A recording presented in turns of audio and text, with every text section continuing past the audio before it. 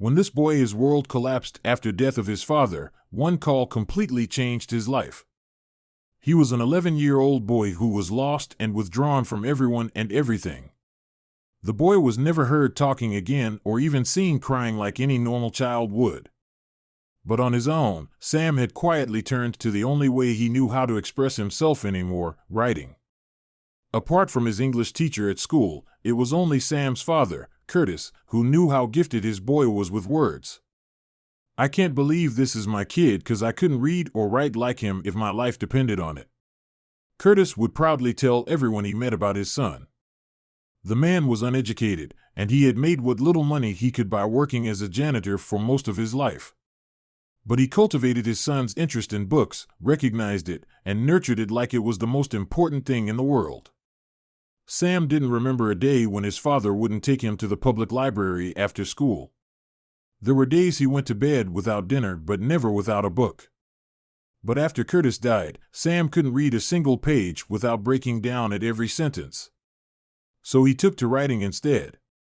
And within 2 months of his father's death, the boy had exhausted half a dozen notebooks writing his thoughts in notes and poetry. Not that anybody cared to read it.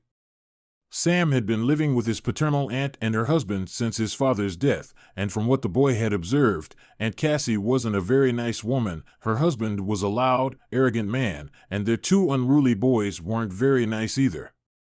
"The way I see it," Aunt Cassie's husband said, sipping tea while Sam was cleaning the neglected backyard, "you've got to man up and find some work that'll pay you. I don't have money lying around to splurge on you, you know. So starting tomorrow, no school. And no library. But the library doesn't cost anything. And Aunt Cassie, I want to learn and become a boy. I don't care what you want to become."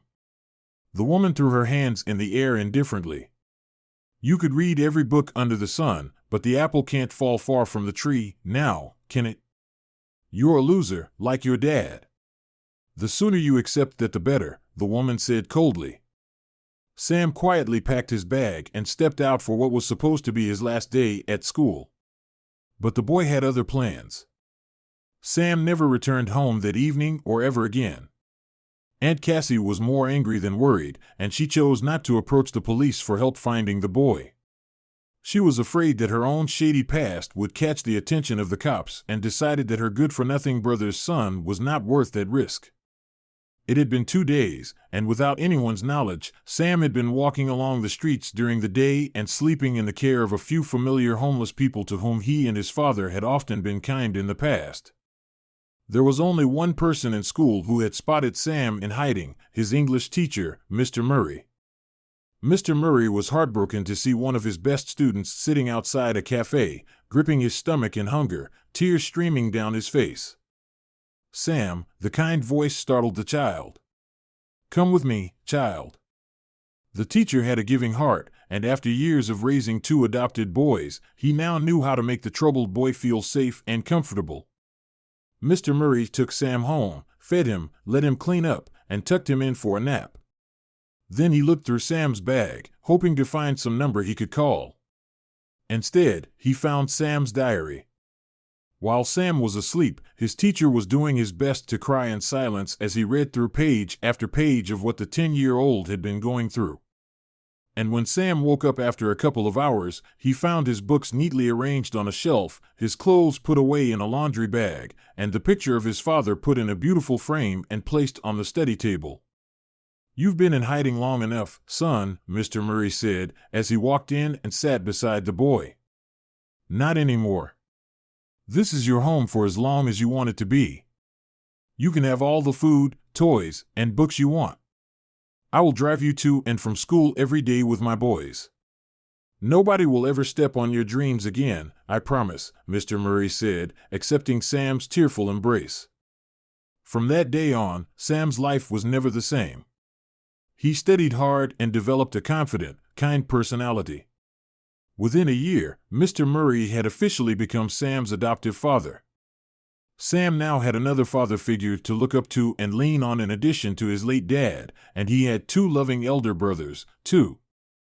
With the love and support of Mr. Murray, Sam graduated high school and got accepted on a scholarship at one of the best universities to study literature. By the time Sam was 30, he was the millionaire owner of a successful publishing house for indie writers from across the world. Sam's face was on the cover of every business magazine, and his new office was running out of space for his awards and accolades. And Aunt Cassie? She had grown old in the same limited world she had created for herself. Her husband had run off with another woman years ago, and the son she was once boasted about had bailed on her the moment they turned 18, leaving her to work odd jobs in order to survive. She was only beginning to respect the occupation she once mocked when one day she saw a familiar-looking young man dressed in a suit walking the lobby.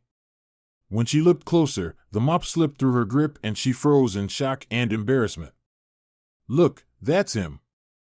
That's Sam, the owner of this publishing house," another housekeeping staffer showed Cassie. "A millionaire who was a janitor's son, can you believe it? What an inspiring human being."